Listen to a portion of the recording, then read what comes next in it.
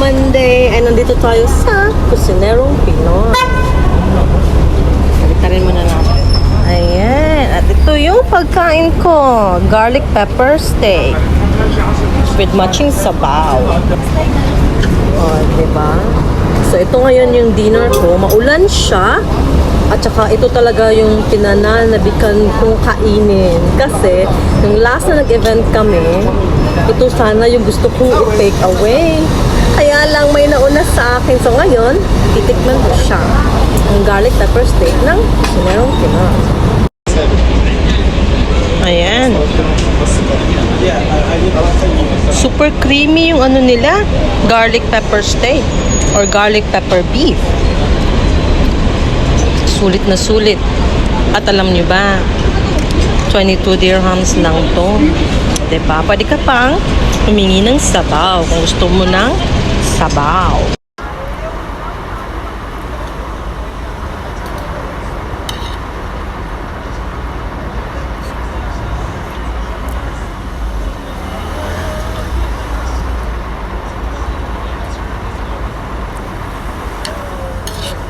Sarap.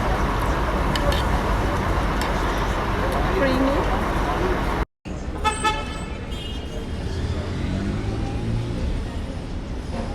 Oh my God, ito yung bagong dessert nila, si halo-halo. Ngayon, ito try ko siya kasi takam na ako kahit na malamig ang panahon. But kakainin ko tong halo-halo nila. Dito lang sa Kusinerong Pinoy. Malamig guys, umulan pa kanina, but ayan. Kumakain po ako ng halo-halo. Ang sarap! Sulit siya. 15 dirhams po yung maliit or medium size. Tapos 20 dirhams po yung large nila. Ang maganda pa, alam mo yung sa ice ng sa halo-halo, di ba usually nahihirapan kang ano siya, i-mix.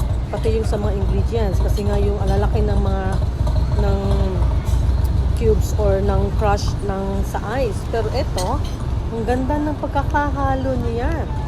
Pinong-pino po yung ice. So, sulit na sulit po pag minix mo na siya together with the ingredients. So, tara na! Head to Kusinerong Pinoy and taste their halo-halo.